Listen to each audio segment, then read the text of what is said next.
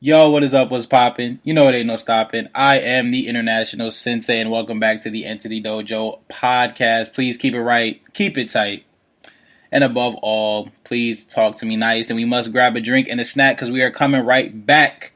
And if you are a betting man, you would be losing because now it is time for Masvidal versus Usman. Damn. Some crazy stuff has happened over the course of this weekend. Gilbert Burns has tested positive for COVID-19 and is out of the main event of the evening. And now it is on George Masvidal to fill in the place of Gilbert Burns for the title shot versus the King of Kings himself, the Nigerian Nightmare Kamaru Usman.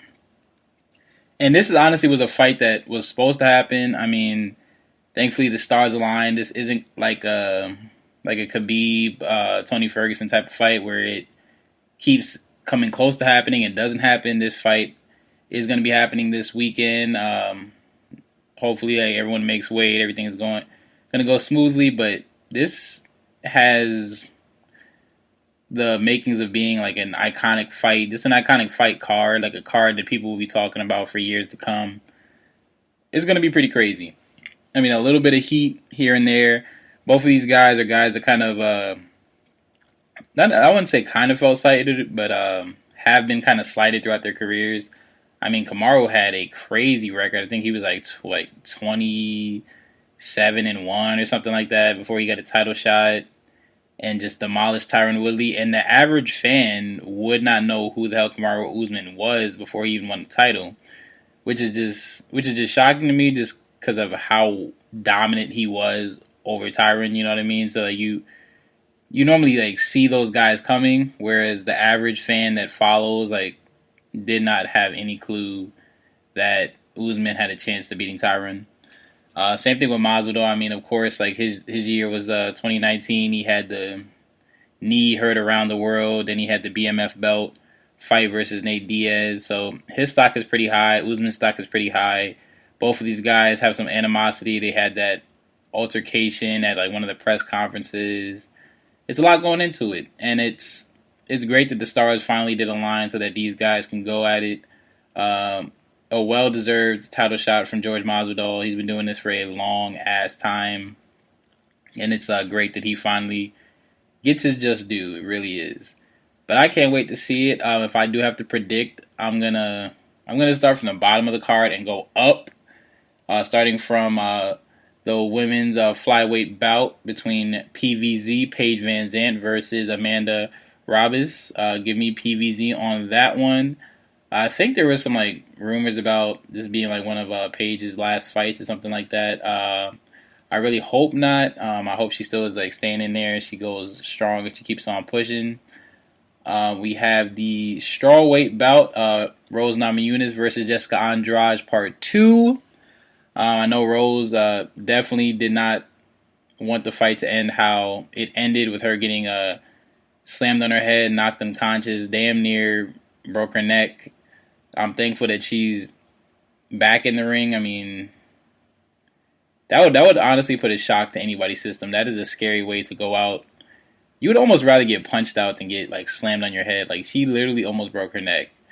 And I'm very happy that she is back. I can't wait to see this fight. There's a lot of animosity there, some bad blood there. I mean, I know both of these girls are really, really vying to get back in the title picture versus Zhang Wei Li. So this is going to be a damn good show. And that is just the second fight on the card. We have 3 more freaking fights left to go. This is fucking crazy. Okay, so now the Coco main event of the evening is Piotr Jan versus Jose Aldo. Oh, by the way, I'm picking Rose Namajunas, Thug Rose, to finish out that fight. I think she's going to probably get it second round TKO because I know she has those lightning hands. She just needs to avoid like the slams and stuff like that. Make sure that she lets go of the arm, because that's how she got slammed on her head in the first place. She did not let go of the Kimura. So hopefully she'll be able to kind of fix that, avoid getting slammed on her head again, and be able to piece her up. So the Coco main, Piotr Jan versus Jose Aldo. I think, man, this is a tough one to pick, just from the standpoint of Jan looks unstoppable. I mean, he's been dismantling everyone. Oh my god, he brutalized Uriah Faber. Like it was tough to watch, honestly. Like when the ref stopped it, I was kind of glad that it got stopped because it just did not look like Uriah was. I wouldn't say he wasn't in there, but it just looked like Jan was just on another level from him. And when those levels collide and you're just not there, it's tough. It's really tough. So I think I'm gonna take. I think I'll take the young gun Piotr Jan to take it and become the undisputed bantamweight champion. And now for the co-main event, Alexander Volkanovski versus Max Holloway Part Deuce, the runback of runbacks. I'm going to take Max Holloway on this one just because I feel like he was dominant for so long, really stayed on top for a long time. I know he's hungry to get back in the win column, get that championship back around his waist. But it's going to be a dogfight. I see it going to decision again. I think it's 5 rounds of hell, 5 rounds of just nonstop action, and then Max Holloway is able to retain his. Is able to get the title back after 5 rounds of hell and crazy action. Now for the main event of the evening, this is a tough one for me just because like I like both guys. I mean, Usman's story is just amazing. All the stuff that he had to go through with his dad, having his daughter, like the fact that, of course, like with a lot of men and women, I mean, children can impact your lives in a big positive way, just giving you new motivation, something more to strive for. So I know he has a lot on his plate. Masvidal, same thing. OG of the game, has been in the game for a long ass time, is finally getting his just due. Has the BMF belt, has all this fanfare going on with him, and now he has the shot to truly change his life. I mean, you win that title, and that's some extra big bucks that are coming his way, and that's what he has been wanting. So if he gets that, then there's like really no denying him those extra dollars that he does deserve, that all fighters deserve, in all honesty. But it's gonna be interesting. I think, this one's tough. If I had to put my money on it, stylistically, I would say that Usman will probably take it. I think it'll be by decision if he does take it. Masvidal, I think that he's going to have to take him out in the earlier rounds just because Usman, that gas tank does not end. And if he's able to just walk George down, he'll be able to kind of cut off that power. He's not like a Ben Askren where he's literally just going to dive at your legs. Like he's going to push you to the cage. He's going to try to tire you out. He's going to work to the body, work to the head, stick and move some. He has decent level striking, enough to deal with someone of high caliber. He's not just a one trick pony. The Askren thing, I mean, I didn't see it coming like in the first 5 seconds, but when going back to watch how Askren fought, you saw like a knee working on a guy like him, similar to how Israel Adesanya was fighting Derek Brunson. Brunson kept diving his head forward. You can't just keep diving your head forward, and think that they're not going to try to figure out a way to stop you from doing that. You know what I'm saying? So I think Usman on that front, he's not like that, so I think he'll be fine.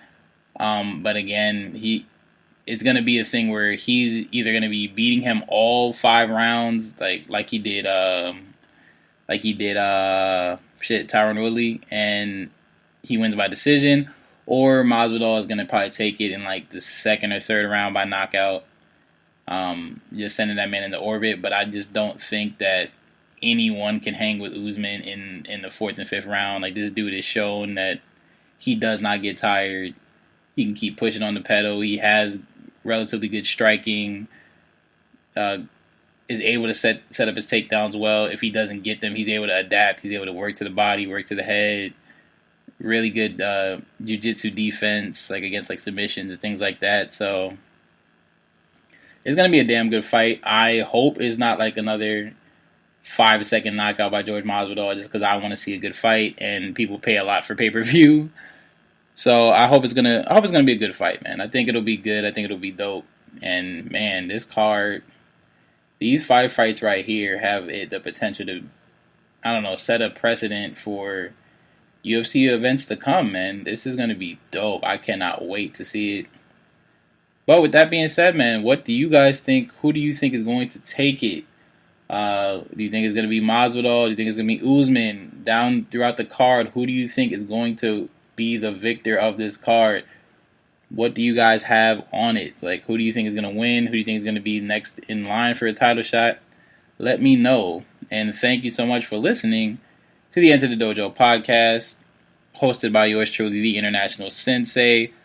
Please follow me on Twitter at Sensei_Global21, Instagram, International_Sensei, YouTube, International Sensei, the Enter the Dojo podcast, where I post a bunch of random shit. And SoundCloud, Spreaker, and whatever the other thing was. Was it SoundCloud, Spreaker, iTunes? Yeah, all those. Okay. All those for the Enter the Dojo podcast to get that flavor in your ear and all of that good stuff. Well, with that being said, thank you so much. And we must now exit the dojo. Us.